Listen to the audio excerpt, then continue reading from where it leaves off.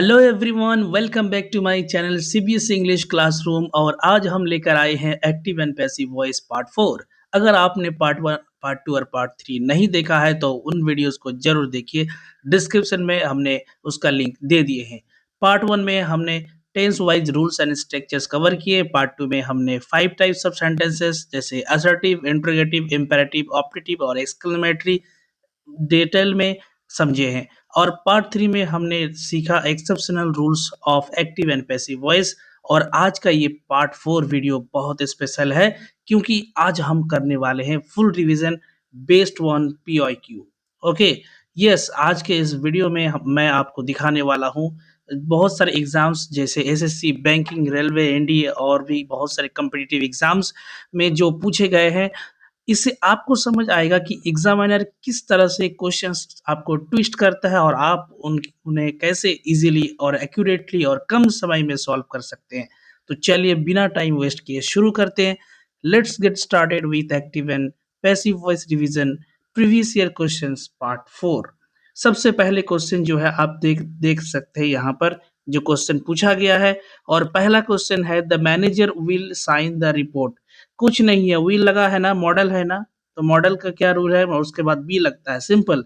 The report यहाँ पर आपका ऑब्जेक्ट हो गया, ऑब्जेक्ट बन जाएगा सब्जेक्ट और सब्जेक्ट बन जाएगा ऑब्जेक्ट, यही तो रूल है। और वी थ्री फॉर्म लग जाएगा, इसका क्या लगेगा, वी थ्री फॉर्म। तो क्या हो जाएगा, the report will be sign का वी थ्री फॉर्म साइन। और ये आ गया इधर सब्जेक्ट ऑब्जेक्ट के तौर पे आ गया तो उसके पहले बाय लग गया, तो the report will be signed by the manager. Very simple है, देखिए ये प्रीवियस ईयर में पूछे गए सवाल है। ओके, उसके बाद क्वेश्चन नंबर 2। क्वेश्चन नंबर 2 देखिए ये पूछा गया एसएससी में 2022 में। और इसका जो है क्वेश्चन देखिए, the teacher teachers English. Very simple question है ना। और इसको पैसिव वॉइस करने के लिए आपको बिल्कुल सोचना नहीं है, क्या करना है, इंग्लिश इधर आ जाएगा। क्यों? क्योंकि ये ऑब्जेक्ट सब्जेक्ट हो गया और प्रेजेंट टेंस में है, पता ही चल रहा है वर्ब के साथ एस लगा हुआ है। तो टीच का थर्ड फॉर्म क्या होता है, वी थ्री फॉर्म डॉट होता है, तो इज डॉट हो गया। और ये टीचर सब्जेक्ट है तो ऑब्जेक्ट के तौर पे बैठ जाएगा, उससे पहले by. English is taught by the teacher. Very good, चलिए चलते हैं अगला क्वेश्चन पे। यहाँ देखिए ये आईबीपीएस का क्लर्क का क्वेश्चन है, 2021 में पूछा गया है। क्या है कि they have completed the project. Clear? तो यहाँ पर भी दिखाई दे रहा है, ये प्रेजेंट परफेक्ट का एग्जांपल है। अगर टेंस के हिसाब देखा जाए तो पैसिव में क्या करेंगे, द प्रोजेक्ट हमारा ऑब्जेक्ट तो सब्जेक्ट पे आ गया। और हैव हैज हैड, एक बार और रिवीजन कर लीजिए, हैज हैव हैड। अगर इस तरह से रहता है एक्टिव वॉइस में तो उसके बाद बीन लगता है, क्या लगता है, बीन लगता है ना। The project has been completed का जो है वी थ्री फॉर्म कंप्लीटेड होता है। और दे से क्या होगा, जब हो जाएगा देम हो जाएगा, है ना। The project has been completed by them. Very good. Question number 4। Question number 4 आप देखिए, ये एसएससी एमटी 2021 का सवाल है जो पूछा गया है, जिसमें एक्टिव में क्या है, someone has stolen my bag. यहाँ पर देखिए जो सामान होता है ना, तो यहाँ पर आपको वो जो एक आपको वीडियो देखिएगा जो पार्ट 3 का है, उसमें हम ये डिस्कस कर चुके हैं, जिसमें आपको ये दिखाई दिया होगा कि इस टाइप के क्वेश्चन जो है जिसमें बाय नहीं लगता है ना, मतलब यहाँ पर इस टाइप में जो डोर है, जो एजेंट है, ये हम यूज़ नहीं करते हैं इसमें। तो क्या हो जाएगा, माई बैग ऑब्जेक्ट हो जाएगा और माई बैग यहाँ सब्जेक्ट के तौर पे यूज़ हो जाएगा पैसिव वॉइस में, है ना। हैज़ है तो हैज़ बीन हो जाएगा। स्टोलन का वी थ्री फॉर्म क्या होता है, स्टोलन ही होता है।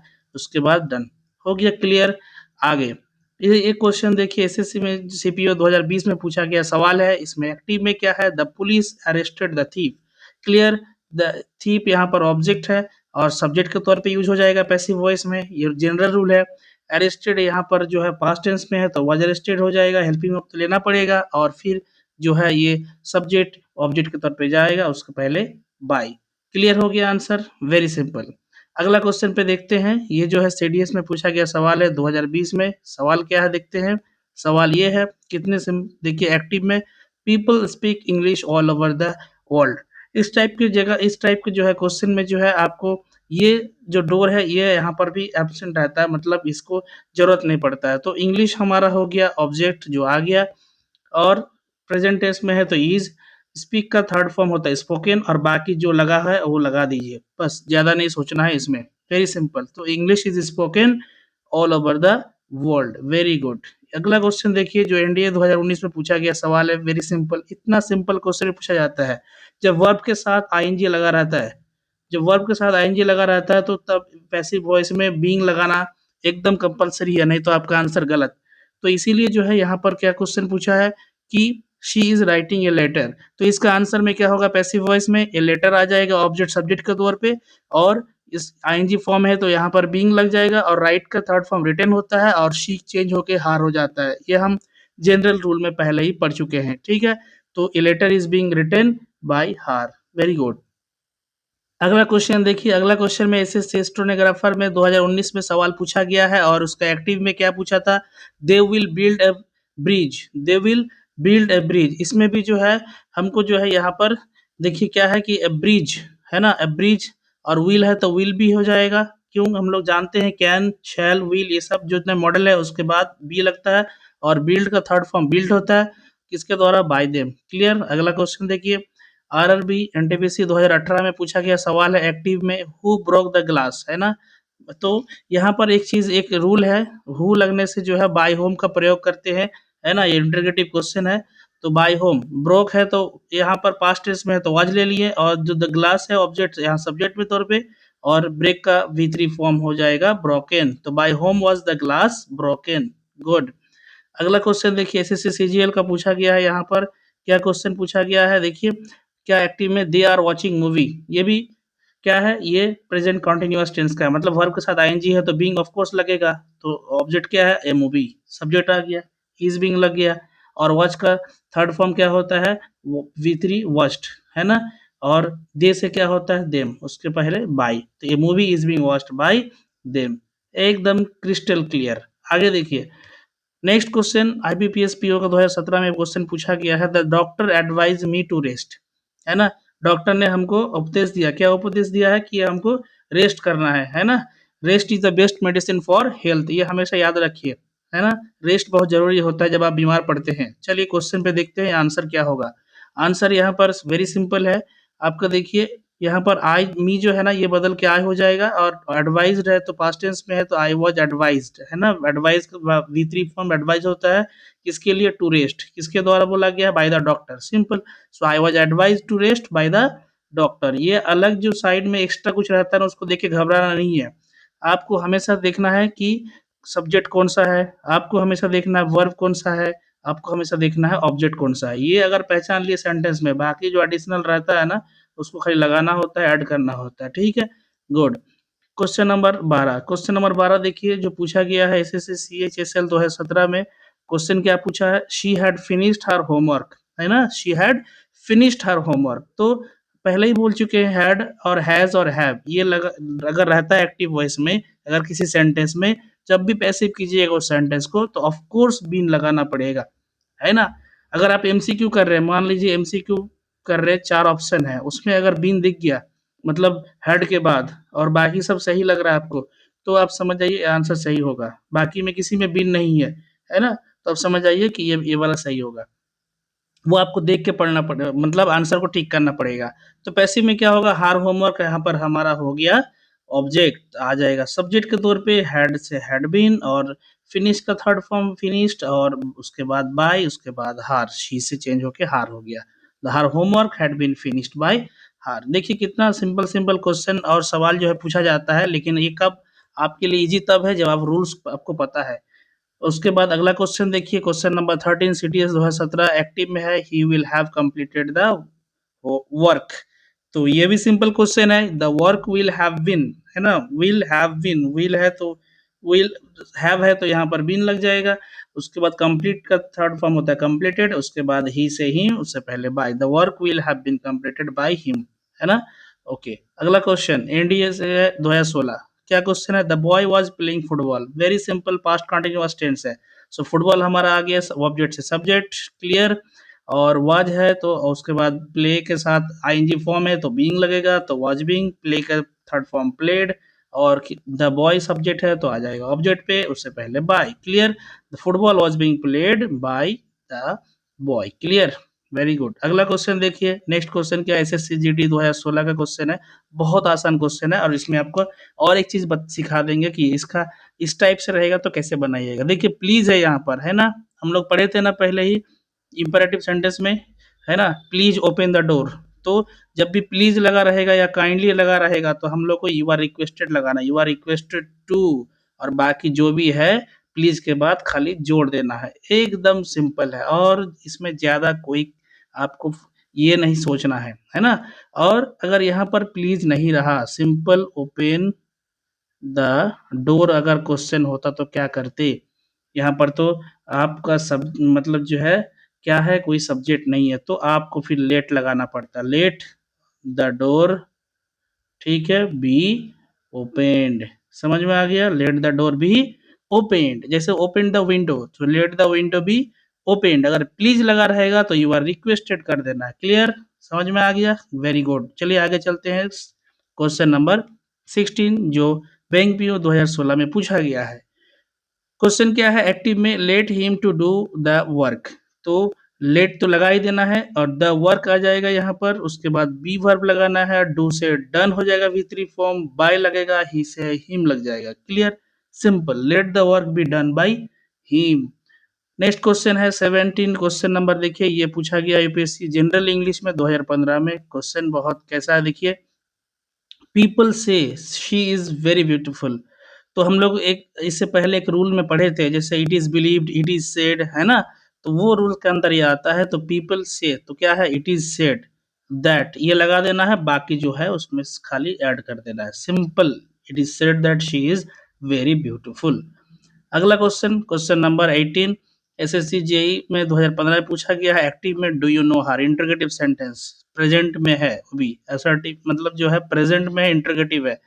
तो इसमें क्या करना है, तो आपका प्रेजेंट में है तो इज हेल्पिंग वर्ब लगा के, उसके बाद जो हार से शी हो जाएगा, नो से नोन हो जाएगा, उसके बाद टू यू, है ना? Is she known to you.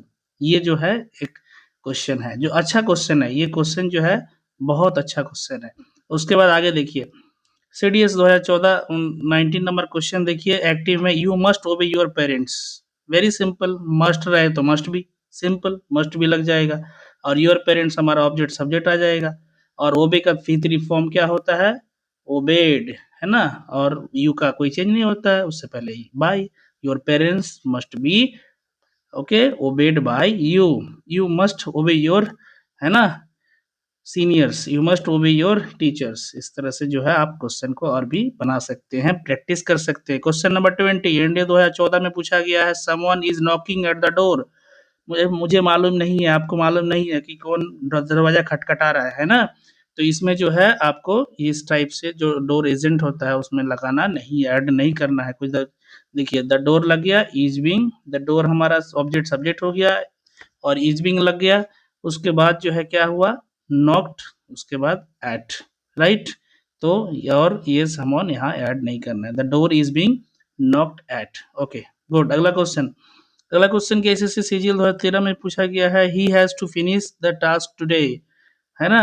He has to finish the task today, the task has to be, है ना? ये जो है एक टाइप में हम लोग रूल्स पार्ट 3 आप देख लीजिएगा, आपको समझ में आ जाएगा क्या है। सो हमारा द टास्क आ जाएगा यहाँ पर, है ना? तो टास्क जैसे आ गया उसके बाद जो है क्या करना है, फिर जो हैज टू है तो लगा दिया, उसके बाद बी, फिर फिनिश का थर्ड फॉर्म फिनिश्ड, फिर बाय, ही से हिम, टुडे। एक्स्ट्रा जो भी है वो आप लगा दीजिए, एक्स्ट्रा देखिए आपको घबराना नहीं है। क्वेश्चन नंबर 22, बैंकिंग एग्जाम में पूछा गया 2013 में। क्या क्वेश्चन है, एक्टिव में who taught you English. Who लगाने से क्या यूज है, क्या हम सिखाए थे, बाय होम। हु अगर है एक्टिव में तो आपको बाय होम लगाना है। क्लियर? तो यहाँ पर क्या हो जाएगा, बाय होम। ओके, टॉट है पास्ट टेंस में है तो वेयर हो जाएगा, यू, है ना? Taught English, right? टीच का जो है V3 फॉर्म क्या होता है, टॉट होता है। तो by whom were you taught English. Clear? Very good. तो जो है क्वेश्चन नंबर 23 क्वेश्चन देखिए, सीटीएस 2012 का है, क्या they are going to start a new journey. Going to start, है ना? तो ये जो है आपको इस टाइप के जो क्वेश्चन आप जो है आप देख, एक्सेप्शनल रूल्स में हम लोग सीखे थे। तो ये हमारा न्यू कंपनी हो गया, ऑब्जेक्ट आ जाएगा सब्जेक्ट में, उसके बाद इज लग जाएगा प्रेजेंट में, और उसके बाद गोइंग टू यूज हो जाएगा, और उसके बाद बी वर्ब लेना है, और स्टार्ट का जो है V3 फॉर्म स्टार्टेड, और बाय उसके बाद जैसे देम। क्लियर, एकदम सिंपल है। New company is going to be started by them. उसके बाद क्वेश्चन नंबर 24, और ये होपफुली लास्ट क्वेश्चन है ना, ये लास्ट क्वेश्चन है। आप लोग एक बार देख लेते हैं क्वेश्चन नंबर 24, क्या they have been playing football. तो पहले ही बता देते हैं कि हर सेंटेंस का हम लोग पैसिव वॉइस नहीं कर सकते और नहीं होता है, क्योंकि ये तो होगा ही नहीं, काहे, क्योंकि ये प्रेजेंट परफेक्ट कंटिन्यूअस टेंस का एग्जांपल है, क्वेश्चन है, that can not be changed into passive voice. ठीक है, समझ में आ गया, वेरी गुड। उसके बाद यहाँ कुछ नोट दिया हुआ है, जैसे आप ये देख सकते हैं क्या क्या है, कि certain tenses do not have passive forms, कुछ कुछ में नहीं है, प्रेजेंट परफेक्ट का नहीं होगा, और पास्ट परफेक्ट का नहीं है, फ्यूचर कंटिन्यूअस का नहीं है, फ्यूचर परफेक्ट कंटिन्यूअस का नहीं है। ठीक है, सो ग्रेट जॉब एवरीवन। अगर आपने वीडियो यहाँ तक देखा है तो आपने एक्टिव एंड पैसिव वॉइस के most important previous year questions revise कर लिए हैं। अब आप कॉन्फिडेंटली कह सकते हैं एक्टिव एंड पैसिव वॉइस आपके लिए टफ नहीं, इजी टॉपिक बन चुका है। अगर आपको वीडियो हेल्पफुल लगा हो तो कमेंट सेक्शन में लिखिए I am ready for the next part, और अपना स्कोर भी शेयर करिए। Don't forget to like share and subscribe करके जो है बेल आइकन जरूर प्रेस करिए, ताकि नेक्स्ट ग्रामर वीडियो का जो है नोटिफिकेशन आपको सबसे पहले मिले। और होपफुली जो अगला वीडियो रहेगा वो नरेशन चेंज का रहेगा, that is direct to indirect speech, direct speech से इनडायरेक्ट स्पीच रहेगा, है ना, जिसको नरेशन चेंज भी बोलते हैं। मोस्ट इंपॉर्टेंट वीडियो है, वो आपको जो है बहुत जल्दी आपको देखने को मिलेगा। प्लेलिस्ट आप चेक करते रहिए, और तब तक के लिए जो है आप keep learning, keep improving, and I will see you in the next video, that is okay, narration change. Till then, stay motivated and keep practicing English. Thank you so much. Bye bye, take care.